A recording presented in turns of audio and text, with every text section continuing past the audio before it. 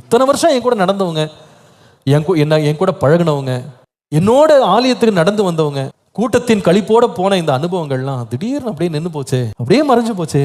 நான் தனியா இருக்கிறேன். பாருங்க, நிறைய வேளையில இந்த தனிமை நம்ம வாழ்க்கையில வரும்போது இனிமேலாம் நம்ம தொடர்ந்து முன்னேறணுமா அப்படின்னு யோசிக்கிற அளவுக்கு நம்மளை சில வேளையில நம்மளை கொண்டு போயிடுது. வாழ்க்கையே அர்த்தமற்றதாக மாறிவிடுகிறது.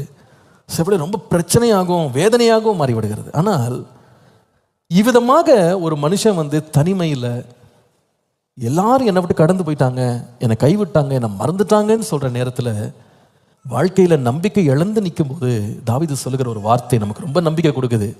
அவர் என்ன சொல்லுகிறான் பாருங்க, 5ஆம் வசனம். என் ஆத்துமாவே நீ ஏன் கலங்குகிறாய், ஏன் எனக்குள் தியங்குகிறாய், தேவனை நோக்கி காத்திரு, அவருடைய சமூகத்து ரட்சிப்பின் நிமித்தம் நான் இன்னும் அவரை துதிப்பேன்.